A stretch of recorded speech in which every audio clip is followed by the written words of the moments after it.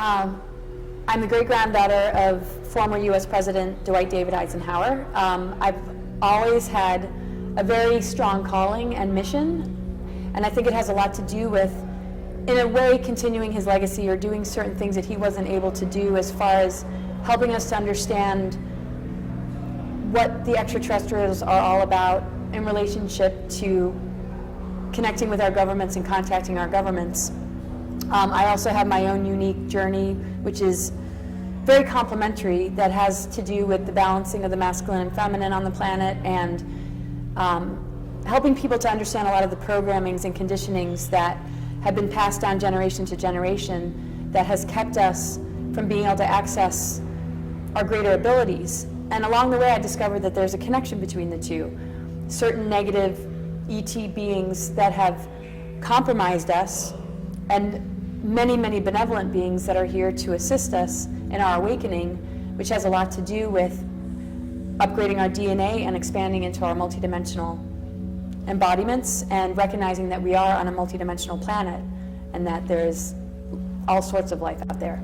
Well, this planetary body was seeded with a 13D monadic core. Basically, we used to exist in higher dimensions on Atlantis and Lemuria, and it sort of acted like the right brain and the left brain. Everything was very much in balance, and we had very powerful abilities. We had much more of our DNA turned on, which is now dormant. And because we're in a free will universe, things started to get out of balance, and it led to catastrophes and huge floods. And what ended up happening is we collapsed into a lower harmonic universe that brought us into a lower density. And then we as humans, as we know it, are not functioning at our full DNA capacity. We're functioning at like maybe a second strand or third strand. And so when this new creation was happening, when we sank into this lower density, it was seeded as an ascension planet to help to guide us along the way, so that eventually, during this window period, we would have the opportunity to expand and to blossom in our consciousness. And so even religion touches upon it when we think about the tree of knowledge, the tree of good and evil, which we chose to partake in. Even though I don't follow religious teachings, the symbolism is more connected to our DNA, and how duality gives us a free will choice to choose to advance ourselves or choose to stay limited. And the spiritual component has a lot to do with this window period, because we're in alignment with the galactic plane, and the window period is called a stellar activation cycle between the years 2000 and 2017, when the natural stargates on the planet open, which connect us to these other dimensions, and is directly linked to our DNA. And when we expand ourselves, we are assisting the planet, and as the planet has this natural phenomenon that's happening, it affects us. And so certain control agendas do not want us to ascend, because they won't be able to make money off of us, they won't be able to feed off of us. And so there is a negative agenda, but we just simply have to understand the game. And this is the thing with like transhumanism, and if we don't develop spiritually, we'll be linked much more into an artificial intelligence system, which would advance us only on an intellectual level, or keep us, in a sense, controlled. And this is what this agenda wants to bring us into. And so we don't want technology to supplement us too much. It doesn't mean that we give up on technology, but it's about finding a balance between spirituality and technology, because the whole reason these advanced civilizations collapsed in our ancient history was because of the polarization of too much focus on the technology and not enough on the spirituality. And that has to do with the negative ego mindset of some of these dark controllers. Well, I mean, this is a lot of why I do what I do, because I mean, the elitists or the dark cabal or whatever you want to call it has been hoarding these advanced technologies and using it for their own benefit. When I feel these, and I know I'm not alone in this, these technologies should be used to assist those that are in need, to feed those that are hungry, and to go towards assisting our planetary body in healing. The problem is the mindset of these individuals doesn't think about the whole, it only thinks of themselves. And it doesn't make any sense that they have such advanced technology that can regrow limbs and heal cancer and cure all sorts of things. And we see people struggling day to day, like you say, and the difference is unbelievable. And the imbalance is the same kind of imbalance that we might experience within ourselves because we were born into it. And it's very easy to be thrown off because of what we were born into. And so we have to do that extra work on ourselves to stand up for our rights and to heal from these programmings and conditionings, and to also develop a stronger sense of empowerment so that we don't let them get away with it anymore. So I like to consider myself a voice for those that don't have a voice, that need assistance. What's the percentage of the humanity that you're talking to? Well, I mean, a lot of people call it the 99% to the 1%. And the thing is, if we all look to each other and we work together and unify, there's not going to be a 1%. They're going to be pretty much starved because they rely on us giving our power away to them to even exist. And so those of us that have the ways and means to, bring about justice and expose these things can help those that are very compromised and are in, serious suffering and poverty. Well, I just think we need leaders that care about us and care about the planet, and we don't have those leaders. And so I don't think protesting is going to help because they use that against us, because that would push us into a police state where they will find some reason to compromise us more. I think we need to starve the system and choose who we feel confident about, and also understand that we're all leaders. So we don't want to vote these people into office. They have the ability to terraform Mars and actually, create a lot of life there. They have those technologies. They have colonies there too, and what they want to do is compromise us here on Earth, create a new world order, or create a genocide plan to extinguish most of the human race, so that they can come back and rule it. Come back? You mean from Mars and maybe come back to Earth. You think there are people over there? There's already people on Mars, yeah, there are colonies there. Oh, they're going back and forth. They have been since the 60s. Right, no. Oh, they don't tell us this stuff. So, because they're selfish, and it's all about them, and they have an agenda, and that's why I refused to go, because I was recruited in 2006, and I was like, something's not right here, and just like you, I don't want to go to, I love this planet, and we need to take care of the needs of the people here, and we need to expose everything, and we need to make informed decisions together, and not be manipulated by these leaders who create these facades, which is shown to us in the news. These like NASA, and I'm not saying all the individuals involved are false, but they don't tell us about the secret space program. They don't tell us about why these wars are happening. I mean, a lot of it has to do with the control of these stargates that they want to keep from opening, and a lot of it is, of course, the greed and power. And so they take that greed and power off planet, and that way they're not affected by all the different assaults and toxins that they're throwing at us, and they have a breakaway civilization just for them, while we're dealing with chemtrails, weather modification, and Fukushima, and the pollution of our waters, and like the HARP project. The HARP, hello, yes. Weather modification, they can create superstorms, and but they're not going to succeed in this. And this is... Why is this? Why all this effort and all the money they spend, all the thinking that they have to use all this technology just to banish 3 billion people out of Earth? Is that the plan? Well, they want to, it's either extinction or it's... The population. That's a good... Yeah, they want to shrink... That's a good idea.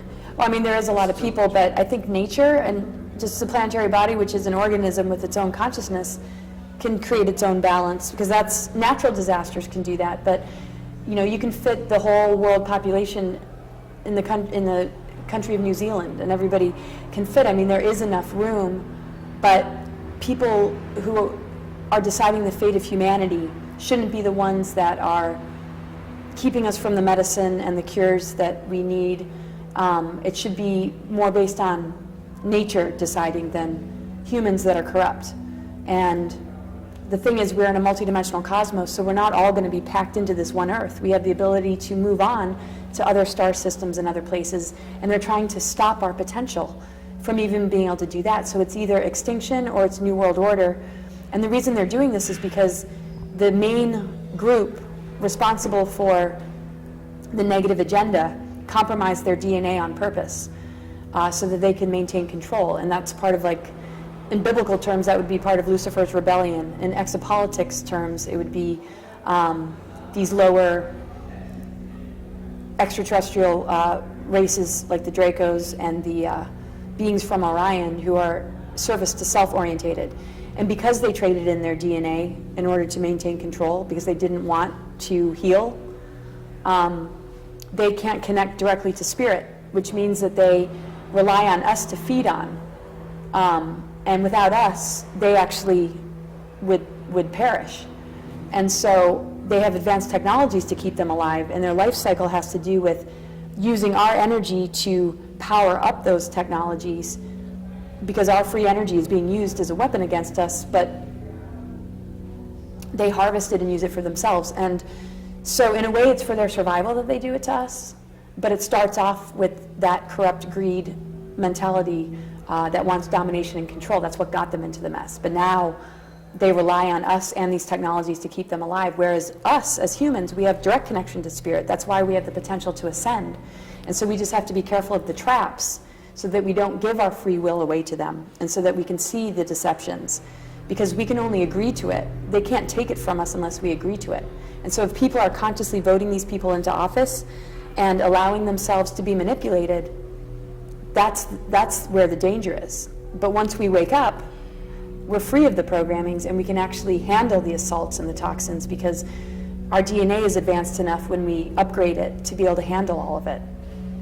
So, am I allowed to say that there's a battle in the skies? There has been for a long For a time. long time, and we're just the spears and the shields and the boots for them. Yeah, we're totally caught in the middle. But at the same time, we have the potential to advance ourselves beyond these wars, and to really just become like sovereign and free of it. I mean, they're just pitting us against each other and using us. There's a lot of projects that use individuals. The whole Illuminati and the 13 families, they're not naturally corrupt. I mean, they go through trauma-based mind control to be as corrupt as they are. And it's really difficult. So anybody listening to this for the first time, don't think it's easy for the person who's doing the research, because it's completely insane. But we have to understand that in a free will universe, this is going to happen. I mean, we have our own negative ego, and we can see the destruction it causes in our lives and how it sabotages relationships. So it's no different in the macro world with what these beings have decided to do. And so when we just do our own inner work and unify with each other, we're going to be okay. But this is a critical window period, because their technologies are really gaining a lot of strength here. Yes, I just want to, just share that no matter how dark and difficult the information is, to allow it to empower you, to allow it to remind you of who you are. Don't let it crush you. Don't let it cause you to feel the doom and gloom, because that's what they want. I mean, the only reason I expose this stuff is so that we can see that we need to say goodbye to that system and start to work on what is truly organic and what's available to us based on the nature of this planetary body and what's happening in the cosmos with the Venus transits, which is what the Mayans understood that had brought us into the window period we're in. So get excited about your liberation instead of allowing yourself to get too caught up in the fear because these dark agendas exist. But of course, it's a process we have to move through, because it's understandable that we would be angry, and it's understandable that it's upsetting, but I guess my main message is to just embrace what we're truly made of, and whatever process you need to go through to get to that awareness is an important step to take. But well, resources that I can recommend to assist people. My website's cosmicgaiasophia.com. I do session work with people to help them process this information, to answer questions about the material I present, because I know it goes over a lot of people's heads. And I'm not going to share this information without making myself available to answer questions. And I'm an astrologer, I'm a tarot reader, and I do clairvoyant sessions. A website that I recommend as far as understanding the information and the complexities of everything I'm talking about. The greatest website I feel is energeticsynthesis.com. You can Google Lisa Renee, Renee. What I would recommend is that people look into implant removal, because they can control us through implants, and there's a lot of people that have been abducted and implanted. I would recommend that people really work on, grounding themselves, and, maybe working with essential oils, and, really, good and healthy diet, and meditation is, of course, good, and, Avoid newspapers.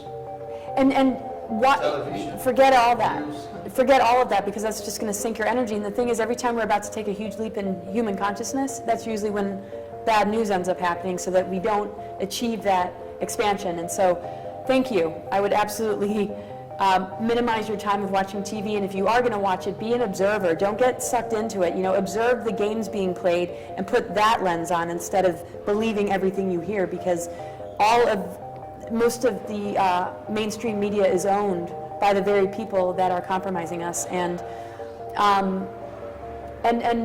look locally in your community. Maybe create groups where you can have workshops and discussions about this sort of stuff, and think positive, because we're powerful, powerful beings, and their manipulation has a lot to do with taking our dreams and taking our energies so that we enable these dark agendas. If we could just focus on what we want to manifest and put it into our own internal GPS system, what visions we want for the future, we'll be able to hear our inner voice, and we'll be able to get assistance from spirit guides and benevolent star family that is here to help us, and that'll take us right into a beautiful future, because we can manifest this. This is what they don't want us to realize about ourselves.